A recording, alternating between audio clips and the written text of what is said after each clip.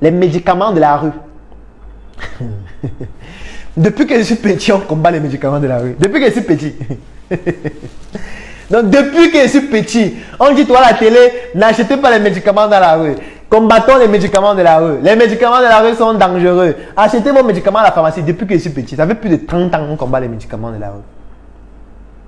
Moi, un jour, je me suis posé la question que, mais attends, les gens qui vendent dans la rue, là, ils ne sont pas cachés. C'est-à-dire que c'est des gens qui sont en route. Ils ont des kiosques.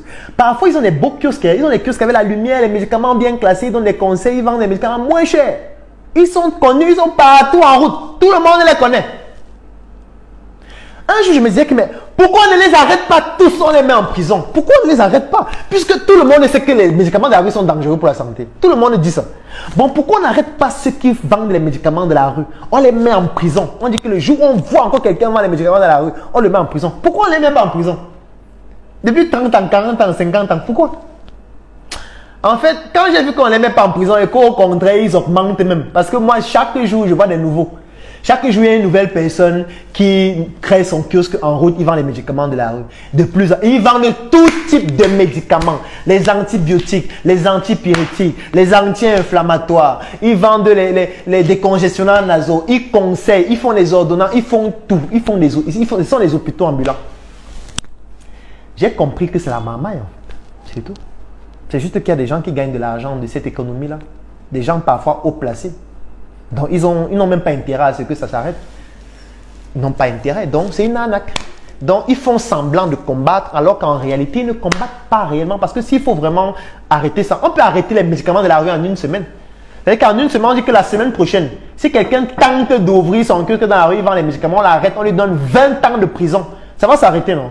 Si on veut arrêter ça en une semaine, on arrête ça. Ça n'a même pas besoin de durer longtemps. On te trouve en route, on t'arrête, on t'enferme. 20 ans.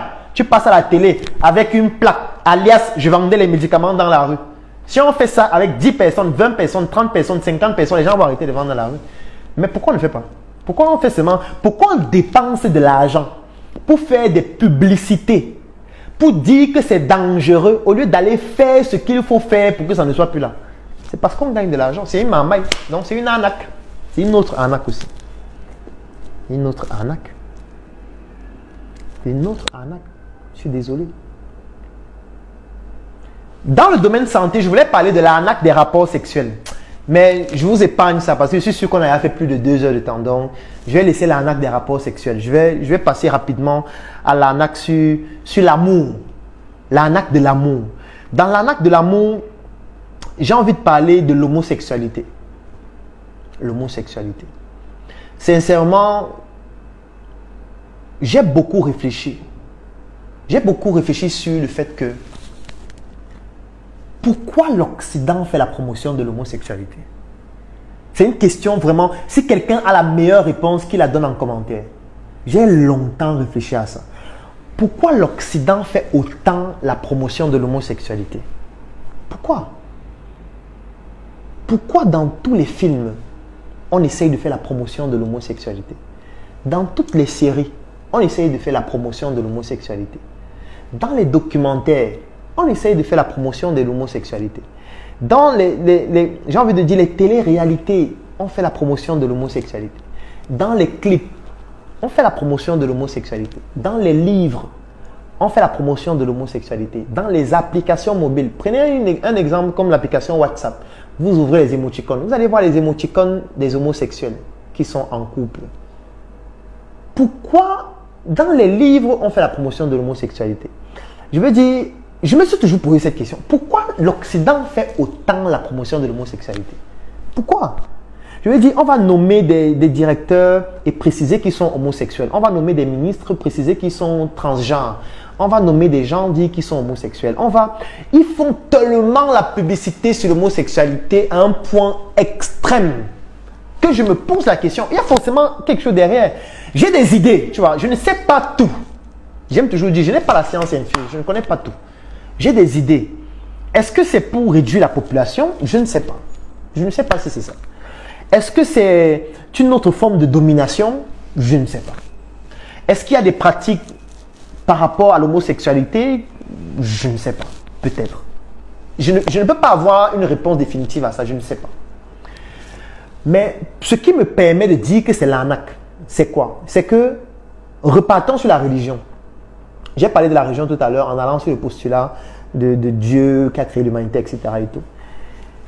Sauf que dans la religion, dans pratiquement toutes les religions, il y a une valeur qui est partagée dans presque toutes les religions. Vous savez ce que c'est? C'est la polygamie. Dans pratiquement toutes les religions, il y a des personnes qui avaient beaucoup de femmes. Dans presque toutes les religions. Vous pouvez regarder dans la Bible, vous pouvez regarder dans le Coran, vous pouvez regarder dans la Torah. Toutes les religions pratiquement, il y avait des gens qui avaient beaucoup de femmes. À ma connaissance, je dis bien à ma connaissance. Peut-être vous allez me démontrer le contraire en commentaire, je ne sais pas. À ma connaissance, je ne connais pas un livre saint religieux qui fait la promotion explicite de l'homosexualité. Je ne connais pas. Donc, je ne connais pas un livre saint religieux où on dit dans ce livre que les gens se mariaient ensemble, les gens faisaient l'amour, 2 hommes entre eux, 2 femmes. Je ne connais pas. Comme je dis, je ne connais pas tous les livres religieux. Je peux me tromper. Donc, s'il y a un livre saint d'une religion, comme le catholicisme, comme le judaïsme, comme l'islam, comme le protestantisme, etc., dans lequel il y a des passages où on fait explicitement la promotion de l'homosexualité, vous me dites, vous donnez juste l'article, en fait.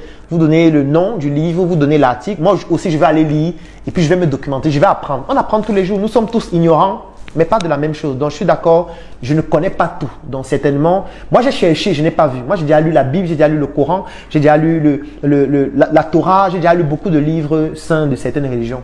Je n'ai pas encore lu. Donc, si vous avez vraiment des articles qui font la promotion de l'homosexualité dans les livres saints religieux, vous me donnez juste l'article. Moi, je vais aller lire, je vais me documenter, je vais aussi apprendre. Par contre, dans tous les livres saints que j'ai lus sur la religion, on fait la promotion de manière explicite de la polygamie. Ça veut dire, on vous parle des gens qui avaient beaucoup de femmes, des gens qui avaient des centaines de femmes même. Je veux dire, on en parle dans le Coran, on en parle dans la Bible, on en parle dans la Torah. Dans presque tous les livres saints que j'ai lus, on fait la promotion de la polygamie. Par contre, l'Occident est contre la polygamie. C'est quand même bizarre. L'Occident est contre la polygamie. Ça veut dire la polygamie qui est dans tous les livres saints. La polygamie que Dieu a validée, parce que si c'est dans les livres saints, bon, si on va sur la logique des religieux, ça veut dire que Dieu a validé ça, ça fait partie des valeurs de Dieu en fait, que les gens aient plusieurs femmes. Nos ancêtres avaient plusieurs femmes. Nos chefs du village ont plusieurs femmes. C'est vrai que dans certaines régions comme l'ouest du Cameroun, la polygamie était une technique utilisée pour contrer les colons. Parce qu'étant donné qu'ils étaient très pourchassés par les colons qui les tuaient, l'un des moyens de faire en sorte que l'ethnie ne disparaisse pas, c'était d'avoir le maximum d'enfants. C'est pour ça qu'on faisait la promotion de la polygamie, pour que les hommes aient le maximum de femmes, le maximum d'enfants, pour que la génération puisse revenir et que voilà, les gens qui ont été tués, qu'on puisse avoir une nouvelle génération qui vient. Oui, ça, à l'ouest du Cameroun, ça a été fait. Mais ce n'est pas comme si la polygamie est née juste pendant la guerre des indépendances et tout. Non, nos ancêtres ont toujours été, du moins pour la majorité, polygames.